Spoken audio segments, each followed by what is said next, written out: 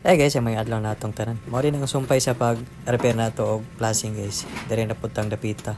Ako lang gipakita guys ang una na kong gibuhat og giunsa na ko pagtaod. Kanay ato nitong tangon guys.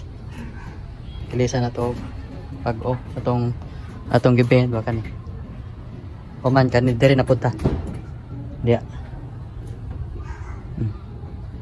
Mao rin yung bago guys, ato lang gitesting dia.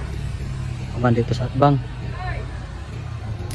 Agaran guys, gisugdan na nagtangtang sa atong partner kay sayop man na pagkatao dilisa na to bagong flashing. Medyo sayang yung materials guys. Pag umana na guys, ato nang katinga ng wall kay ara man na to ipasod ang atong flashing. Naman na siya piko nga 1 cm o 10 mm.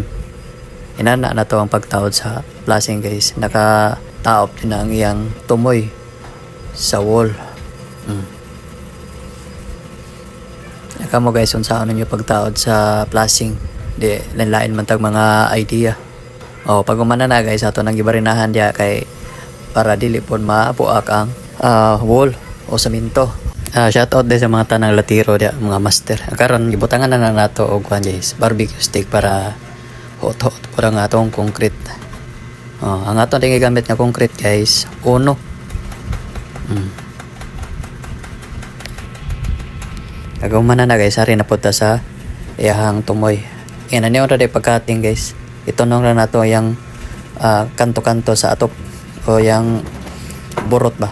Inatakin na lang magbuhat og pattern guys. Dali raman siya ikat. Siguro mo siya tanga guide o man kutingon.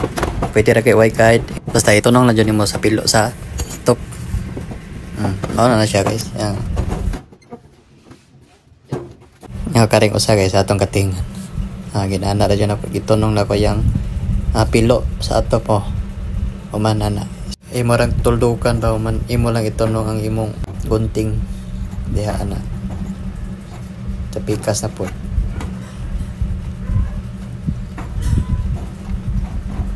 Ang pagunting guys, pwede ra nimo siya dayonon. Pwede ra sa nimo piko-pikoon hangtod maputol. Dali ra man sad. Haumra jud kayo siya guys, basta itunong lang sa pilo sa atop. Karon guys, ari na punta diri. Nya nakantuhan na din na nato guys nya. Nakatinga na nato ang wall para mapasok ang tumoy sa flashing nga gipilo nga 10 mm o 1 cm. Yaman ato na lang gitarguhan natog ansang. Yang galansang atong partner sa atong trabaho. Dali ra jud kayo siya guys. Ang kuwang lang ani yung pagsilan. Human na rin na punta diri sa pikas design nga flashing, pang-capping ba. Yang gibuhat ato ganiya kay kuan man to. Side flashing man to. Karon pang-capping na ni siya.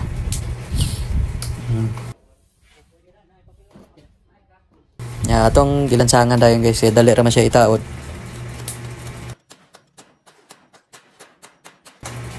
Human dito na punta sa atbang nya. Ato na rin ang gibutangan diadaan o taklob para dito na lang ta sa pagtaod guys. Mao na ni siya. Dress babaw guys, sayang firewall. Mana na siya taod og flashing pero ilang gigamit nga flashing gutter. Nya ato na lang gibutangan diag taklob guys kay laem siya tan-awon kung dili butangan niya. Nasa posibilidad niya musoksok ang pinisik sa uwan. Ana ato dyan nabutang taklob dia. Nya nindot pa siya tan-awon. Unya kanya diri guys sa pikas dinhi nya manaditag repair diring dapita. Mao din siya guys sa wala pa na repair bati jud kayo tanahon pero na repair na to nindot na kayo. Nya nga tong partner diyan ang hipos na. Mura na guys, salamat nya aping tanan. God bless.